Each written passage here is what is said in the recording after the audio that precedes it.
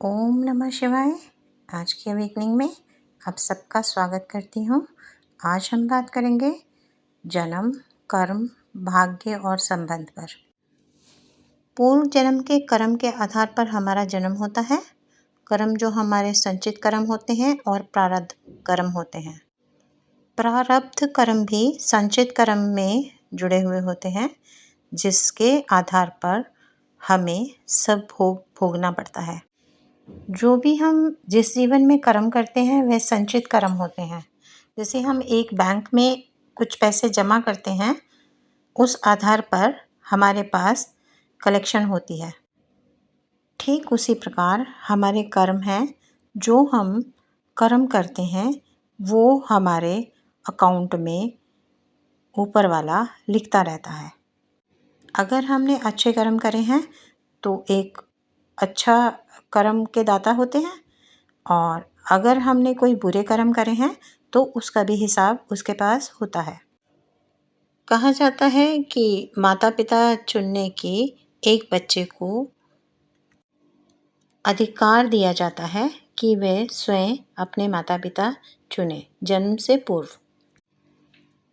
से पूर्व ही हमारे कर्मों का हिसाब लिखा जाता है। जन्म से पूर्व ही हमारे संबंध बनते हैं, परंतु भाग्य का निर्माण जो है वो हम अपने पुराने जन्मों के आधार पर जो प्रेजेंट में कर्म करते हैं अच्छे, उस आधार पर हमारा भाग्य का निर्माण होता है।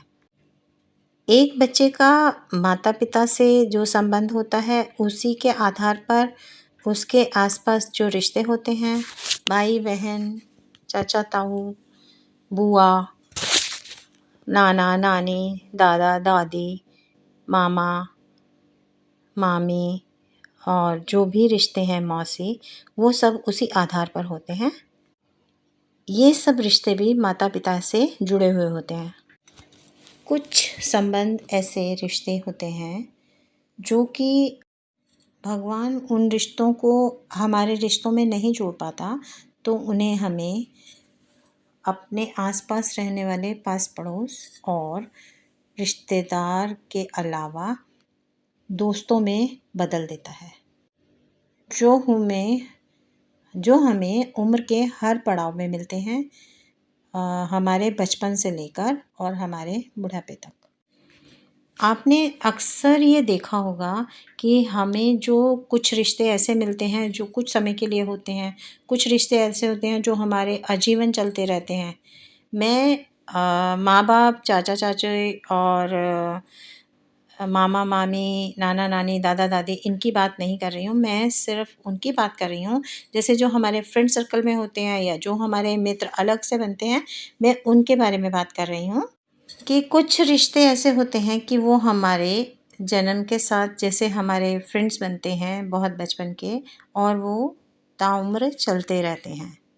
और कुछ ऐसे संबंध होते हैं जो हमें कभी भी कहीं भी मिल जाते हैं, और उनसे हमारा लेन देन का जो संबंध होता है वो जब जब होता है तब तब हम उनके साथ रहते हैं।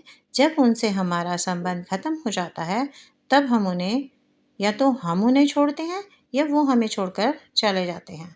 ठीक उसी प्रकार हमारे रिश्तों में जिनके साथ भी हमारे संबंध बने हुए हैं उनमें भी यही होता है कि हमारे को जितने समय के लिए धरती पर भेजा जाता है और हमारा जिस किसी से भी लेने देने का जो संबंध होता है वो उतने समय के लिए हमसे जुड़ा रहता है, और उसके बाद या तो वो उस स्थान से स्थान परिवर्तन कर लेता है, वहाँ से दूर चला जाता है, या फिर दुनिया में ही नहीं रहता।